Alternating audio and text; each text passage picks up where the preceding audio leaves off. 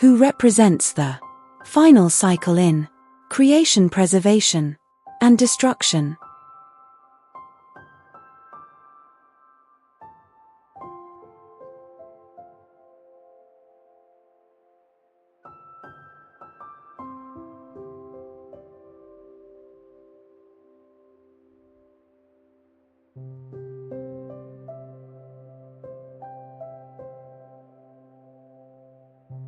Shiva is the supreme lord who creates, protects and transforms universe.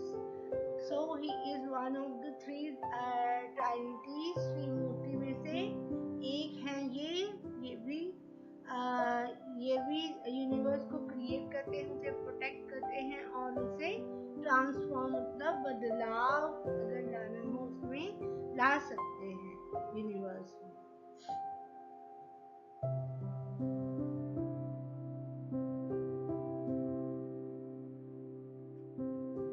He is known as Lord of Destruction. मतलब जितनी भी हमारे आसपास जो चेंजेस होते हैं उनके लिए वो जिम्मेदार हैं. कुछ चीजें खत्म हो जाती हैं, कुछ फिर से जन्म ले लेती हैं, तो इसे कहते हैं, इन्हें कहते हैं इन भगवान जी को Lord of destruction.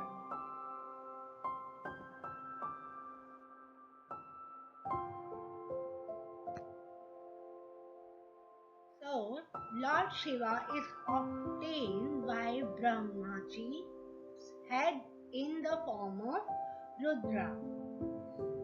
So, Brahma ji ने कुछ जीवात्माओं को अपने मस्तक से जन्मा था.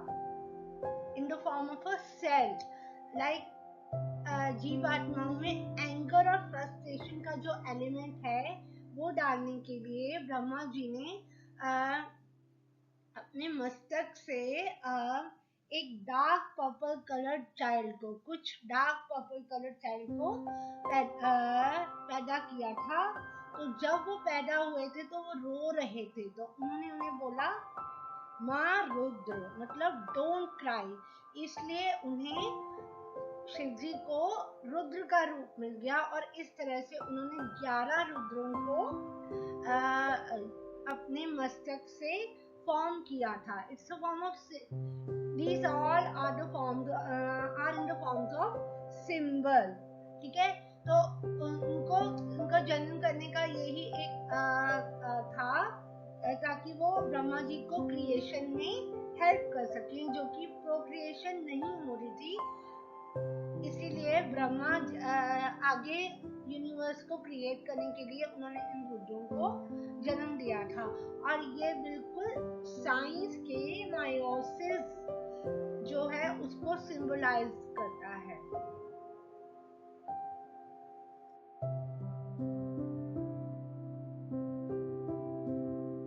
He is known along the common epithets as Shambhu. इनका एक टाइटल है शंभू, जिसका मतलब है प्लेजेंट एंड काइंड.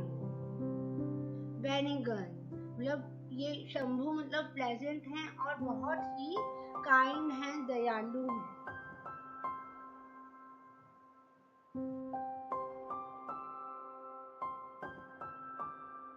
इनको और क्या बोलते हैं, Shankar. Helping people and giving good things, beneficent. इन्हें भगवान शंकर के नाम से भी जाना जाता है.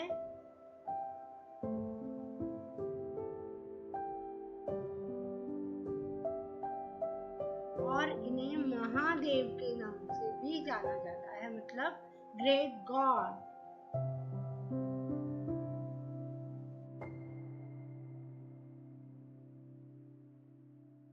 Shiva is time and he is the modifier of time. इसीलिए उन्हें महाकाल बोला जाता है कि like he is the God of destruction. जैसे कि वो एक नटराज की तरह रुद्र करते हैं, तांडव करते हैं, तो क्या है, this is all time bound. तो वो he is a god of destruction, lot of, जैसे millions of cells destruct destruction मतलब हमारे मिलियंस ऑफ सेल्स डाई होते हैं, they dies and they take place at the same time millions of cell takes place. तो शिवा को हम एक कहते हैं टाइम कहा जाता है, Shiva is time.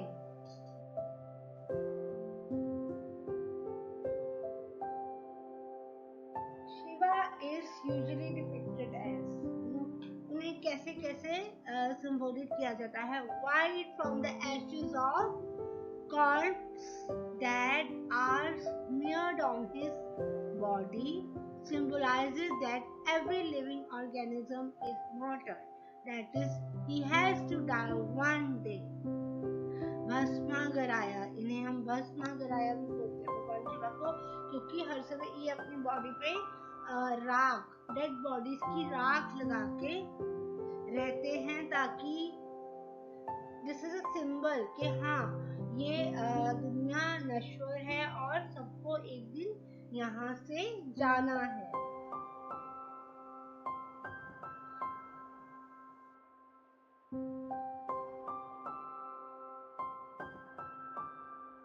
With a blue neck from holding poison is in his throat।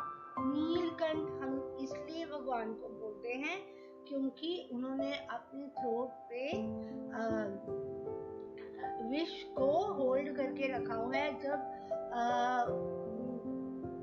समुद्र मंथन हुआ था तो वहां से जो विष निकला था सर्प के मुंह से, वो सारा भगवान शिव ने अपने थ्रोट में पी लिया था।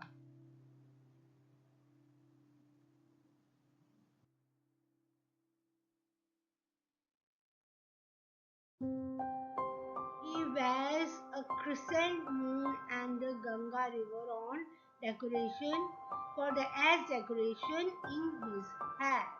He wears a crescent moon and the Ganga river as decorations in his hair।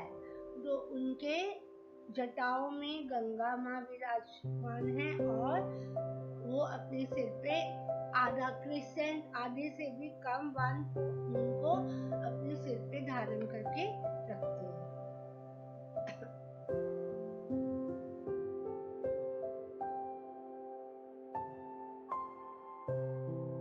A garland of skulls and a sapient around his neck। इनके गले में सर्पों की माला और डेड बॉडीज के स्कल की माला लटकी रहती है, तभी इन्हें नागेंद्र हाराय भी कहते हैं।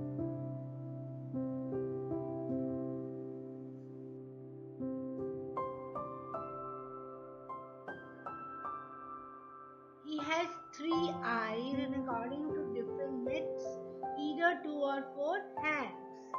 तो इनकी कितने आईज हैं? 3 आईज हैं, ठीक है, 3 नेत्र है। तीसरा नेत्र जब खुलता है तो क्या डिस्ट्रक्शन, भगवान रुद्र अवतार में होते हैं, बहुत गुस्से में होते हैं, तब इनका तीसरा नेत्र खुलता है। और कहा जाता है इनके 2 या 3 हाथ हैं।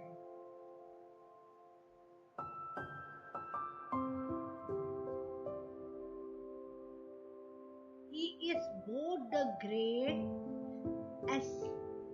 ascetic and the master of fertility। मतलब वो दुनिया की सभी चकाचौंध से दूर एक सिंपल लाइफ लीड करते हैं और फर्टिलिटी और मास्टर की जितनी भी दुनिया में क्या कहते हैं परिवर्तन होता है, पीढ़ी हमारी जो आगे बढ़ती है, वो उनका सभी का कारण भगवान शिव ही है।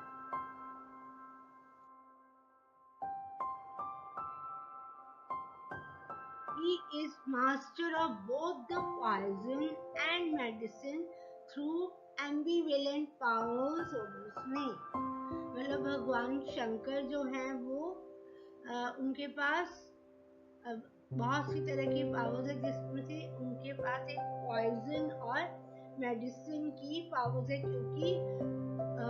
क्योंकि वो स्नेक्स के ऊपर अपनी पावर जुटा सकते, इतने पावरफुल हैं कि स्नेक भी उनके वश में है, सर्प भी उनके वश में है। Shiva is represented in variety of forms, existing peacefully with his consort Parvati and son Skanda. वो बिल्कुल पीसफुली मतलब बिल्कुल शांति से आराम से अपनी वाइफ पार्वती के साथ और बेटे स्कंद के साथ रहते हैं।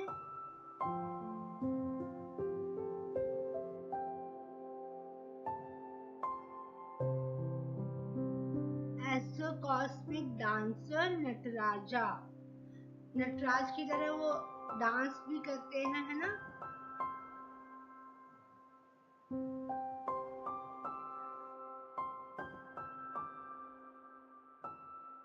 As a mendicant beggar, एक रिलीजियस ग्रुप की तरह, जैसे एक बैगर भिक्षा लेते हैं उस तरह से ये रहते हैं।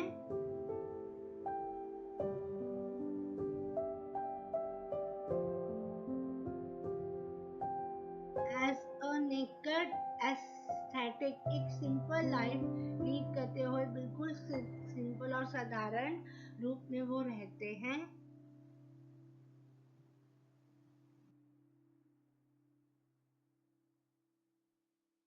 As a Dalit, accompanied by a dog, जो शूद्र जाति होती है उनकी तरह एक डॉग्स के साथ वो रहते हैं।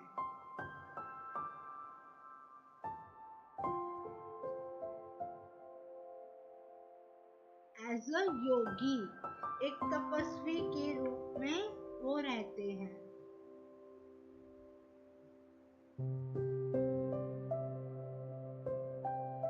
Also as the androgynous union of Shiva and his consort in one body, half male, half female, Ardhanarishvara, इन्हें माँ पार्वती और शिव जी एक ही रूप है, तो ये हाफ मेल और हाफ फीमेल का इनका रूप है, जिसे अर्धनारीश्वर कहते हैं, मतलब कि पावर से भरे हुए। ठीक है, ये दोनों मिलके इतने पावरफुल कंप्लीट हो जाते हैं। ठीक है, कहते हैं ना सोलमेट्स, बेटर हाफ, उसी तरह से दोनों एक दूसरे के पूरक है, एक दूसरे के बिना ये अधूरे हैं।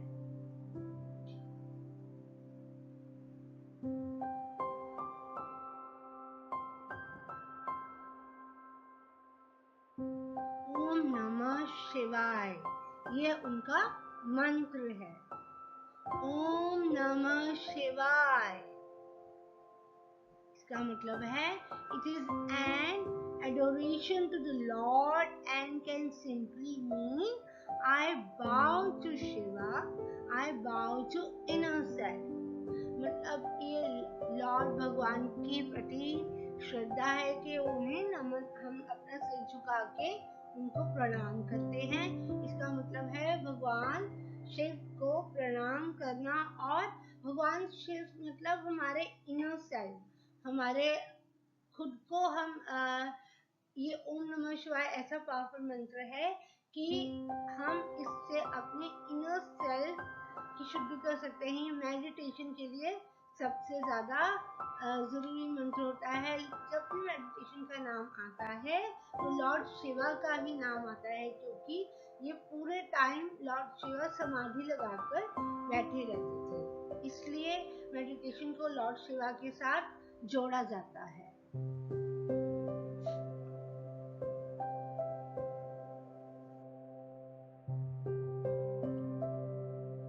Shiva holds a trident with the 3 spikes representing the 3 key human qualities or gunas that Krishna introduces in the Bhagavad Gita: Sattva, Rajas and Tamas. Every human possesses all these in varying degrees, but when one dominant quality suppresses the others, it is apparent in one's behavior. A person's dominant quality impacts their karma and will influence the type of life they are born into the next incarnation. तो Shiva Trident hold करते हैं। Trident means त्रिशूल, जिनकी 3 धारा होती है। Spikes त्रिशूल की 3 होते हैं ना, तीखे स्पाइक्स, जो रिप्रेजेंट करते हैं 3 ह्यूमन क्वालिटीज या गुण, जो कृष्णा इंट्रोड्यूस करते हैं अपनी भगवद गीता में। एक है सत्वा, यानी कि goodness, Rajas is passion and तामस इज इग्नोरेंस। तो हर एक ह्यूमन बीइंग के पास ये क्वालिटी होती है, बट इन सर्टेन अलग अलग डिग्रीज में ये क्वालिटी होती है। जब एक क्वालिटी ज्यादा हो जाती है तो वो दूसरी क्वालिटी को क्या सप्रेस मतलब दबा लेती है। और इस जो कि उनके बिहेवियर में पता चल जाता है। A person dominant quality impacts their karma, जो भी क्वालिटी उसमें ज्यादा होगी और जो कम होगी वो उनका कर्मा डिसाइड करता है, और वो इन्फ्लुएंस करता है अपनी इस लाइफ को भी और अगली आने वाली नेक्स्ट जन्म को भी। नेक्स्ट जो भी इंकारनेशन में जो भी जन्म लेते हैं वो उसमें भी आपका इम्पैक्ट करता है।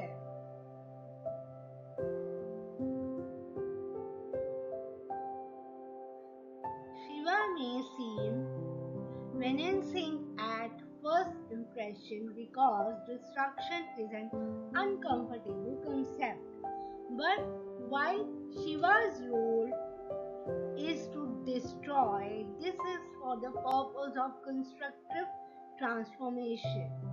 Since destruction begets creation, it is a necessary part of personal evolution. Shiva है वो पहले ही इम्प्रेशन में आपको सोचने के लिए मजबूर कर देते हैं कि कि आप सबसे पहले कुछ बैड करोगे। शिवा को गॉड ऑफ डिस्ट्रक्शन कहा जाता है, तो डिस्ट्रक्शन एक बुरे सेंस में इंसान सोचता है। मिनेंसिंग का मतलब होता है making you think that someone is going to do something bad, because destruction एक अनकंफर्टेबल कंसेप्ट है। डिस्ट्रक्शन मीन्स तबाह कर देना एक लेमैन की जुबान में, बट जो शिवा का रोल है डिस्ट्रॉय करने का, वो है एक कंस्ट्रक्टिव ट्रांसफॉर्मेशन, मतलब कि एक बदलाव, चेंज। तो जो सिंस डिस्ट्रक्शन बिगेट्स क्रिएशन, जो डिस्ट्रक्शन है वो क्रिएशन की फादर है, तो it is necessary part of personal evolution. ये डिस्ट्रक्शन सिर्फ यूनिवर्स की नहीं, हमारे अंदर भी डिस्ट्रक्शन होती है। एक क्रिएटिव ट्रांसफॉर्मेशन किसी पॉइंट पे तो होती है, क्योंकि इंसान कई बार बुराइयों करते करते एक चरम सीमा पे पहुंच जाता है, फिर वो क्या कहते हैं भगवान में नीचे गिराते हैं, और वहां से उसकी transformation that is creation in a new form शुरू हो जाती है। चेंज, बदलाव शुरू हो जाता है।